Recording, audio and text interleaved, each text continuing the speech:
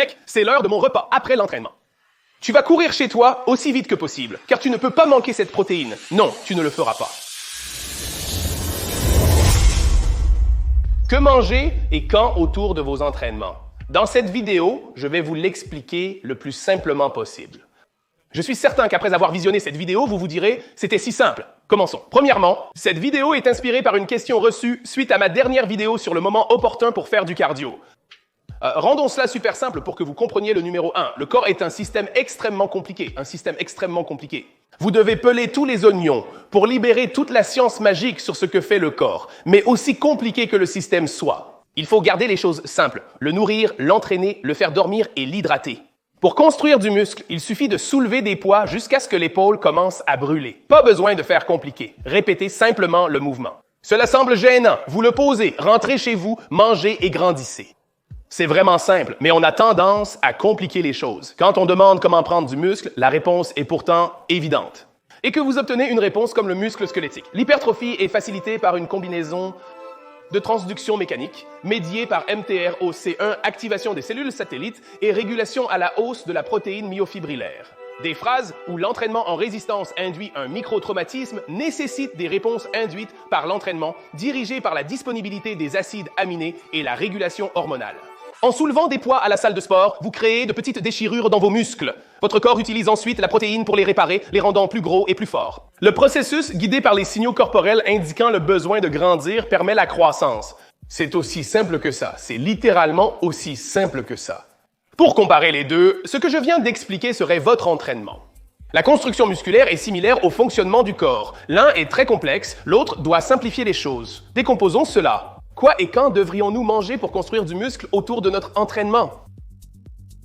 Et maintenant, quand il s'agit de savoir quand vous devriez manger, cela devrait être environ. Peut-être comme 1 heure avant d'aller à la salle de sport, donnez-vous suffisamment de temps pour digérer la nourriture. Et donc, que devrait-on manger avant d'aller à la salle de sport? Eh bien, vous devriez consommer des protéines, des glucides et des graisses. N'importe quoi entre 20 à 40 grammes de protéines, 30 à 60 grammes de glucides et peut-être un petit éclat de fibres et de graisse. Pour votre entraînement, votre corps va principalement utiliser les glucides et les protéines, plus que tout autre nutriment. Pour comprendre, votre corps n'utilisera pas la nourriture consommée avant l'exercice. Certains d'entre vous pensent qu'en mangeant 600 calories lors d'une journée de jambes, ils deviendront super grands et forts avec les plus grosses jambes jamais vues. Mais ce n'est pas le cas. Non, ce n'est pas le cas. Après un repas copieux, en marchant avec une ceinture serrée, vous allez péter partout. C'est ce qui arrive, les gars. Vérifiez-le lorsque vous mangez le repas avant de vous entraîner. C'est pour vous donner du carburant que votre corps peut utiliser. Probablement plus tard pendant votre entraînement, quand il est peut-être épuisé de glycogène, les glucides dans vos muscles. C'est la raison pour laquelle il est crucial de manger des repas régulièrement durant la journée. Vous ne mangez pas un seul repas à un moment donné. Et puis je saute sur un tapis de course pour brûler des calories ou je saute un repas. Je commence à faire des curls de biceps et ce poulet et ses patates douces vont directement à mes biceps. Non, il va utiliser les glucides et le glycogène déjà stockés. Plus tôt dans la journée. Mon corps va utiliser les protéines que j'ai mangées il y a quelques repas parce qu'il les absorbe et les utilise encore. Il est donc inutile d'avoir cette fenêtre de 30 minutes pour les protéines, car vous les digérez tout au long de la journée. Donc, quand il s'agit de manger avant de faire de l'exercice, vous mangez avant de faire de l'exercice, pour vous assurer que vous avez du carburant. Donc, lorsque vous épuisez les réserves de glycogène que vous avez peut-être mangé 2 repas auparavant. Vous offrez de la nourriture à la fin de l'entraînement, n'est-ce pas? Ensuite, vous pouvez vous ravitailler à nouveau. Vous accumulez de l'énergie sur de l'énergie pour toute la journée. Maintenant, nous voulons des protéines très rapides, absorbant rapidement, des glucides absorbant rapidement. Genre, attends une minute, John, as-tu dit que nous n'allons pas utiliser ces glucides? De toute façon, je dis que tu peux utiliser certains de ces glucides. Je dis, comme certains glucides, comme le riz ou les galettes de riz, voire certains bonbons, peuvent être utilisés pour l'énergie de secours. Ce n'est pas comme si, dès que tu manges des glucides, ils vont se précipiter en première ligne, genre, je suis là, c'est l'heure de faire de l'exercice. Désolé les gars, je viens de manger. Non, ça va être comme n'importe qui, quelqu'un connaît la porte d'entrée. On te voit souvent, on attend notre tour, c'est tout ce qu'il fera. Et puis tout à coup, quand il est temps d'entrer, c'est comme « Ah, il est temps d'entrer ». Le club ne peut plus attendre d'entrer maintenant, parce que c'est notre tour, il entre. C'est essentiellement aussi simple que ça fonctionne. Mangez 1 heure avant votre entraînement. Assurez-vous de manger des aliments très faciles à digérer pour vous, encore une fois. Pour vous, tout le monde ne peut pas digérer les mêmes choses comme pour moi. Les patates douces sont super pour moi, mais manger la peau me cause des problèmes intestinaux. Je consomme des fibres, il y a trop de fibres dans la peau et ça me donne une sensation désagréable, mais quelqu'un d'autre pourrait ne pas ressentir cela du tout. En somme, mangez les aliments qui vous conviennent le mieux. Il est crucial de comprendre ce qui fonctionne pour vous. Le problème est que vous pourriez aller voir l'un de vos bodybuilders préférés et lui dire « Yo mec, Johnny Shreve aime manger n'importe quoi. Disons simplement que Johnny Shreve aime manger des cuisses de poulet et des patates douces. Manger du poulet, des cuisses et des patates douces ne semble pas dire « mince, je déteste ce goût et j'ai mal au ventre ». Je mange généralement du riz et ça me fait du bien. Il passe facilement. C'est ce que vous voulez. Vous devez connaître votre corps et comprendre les aliments qui vous conviennent. Mais en fin de compte, lorsque vous mangez, juste pour que vous compreniez, il faut bien préciser que votre corps ne sait pas quel aliment vous mangez. C'est la chose la plus importante que je dois vraiment faire comprendre aux gens. Aucun aliment ne vous fait paraître d'une certaine manière. Disons, Dieu, homme, je mange, je mange. Manger chez McDonald's fait que votre corps ne reconnaît plus ce que vous ingérez. Vous finirez par ressembler à un employé de chez eux, en quelque sorte. Il sait seulement que dès que vous mettez quelque chose dans votre bouche, la salive commence à le décomposer. Il va commencer à extraire tous les nutriments et toutes les choses qu'il doit éliminer. Et il va le digérer, passer dans l'estomac, les intestins et les gros intestins pour y faire son travail. C'est littéralement comme ça que ça fonctionne, n'est-ce pas? Il ignore que vous mangez du poulet, du steak, du riz, des pommes de terre, des patates douces, des céréales croustillantes. Il ne connaît pas la différence.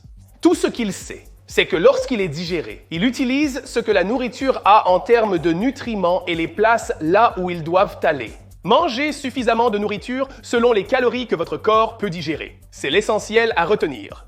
Si vous mangez normalement peut-être 300 calories par repas, et vous vous dites « Aujourd'hui, c'est le grand jour du dos, je vais manger 2 fois plus de calories parce que ça va me faire grandir. » Non, c'est faux. Cela vous rendra léthargique et gâchera votre entraînement. Alors gardez la quantité de nourriture que vous mangez avant de vous entraîner, car votre corps est habitué à manger ces choses en cette quantité. 20 à 40 grammes de protéines, 30 à 60 grammes de glucides et limitez les fibres. Évitez d'apporter un gros sac d'épinards, de brocolis ou d'autres légumes volumineux lorsque vous allez à la salle de sport. Vous avez juste, vous obtenez un peu de fibres, mais pas beaucoup de fibres. Cela va vous rendre mal à l'aise, cela va gonfler votre estomac.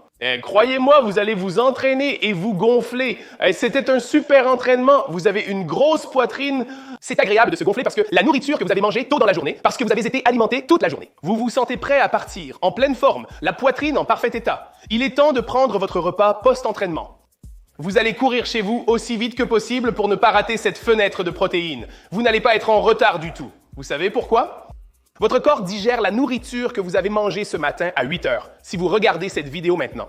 Et peut-être qu'il est 4 heures et que vous avez peut-être eu 2 repas, votre corps est toujours en train de digérer et d'utiliser ces 2 repas précédents.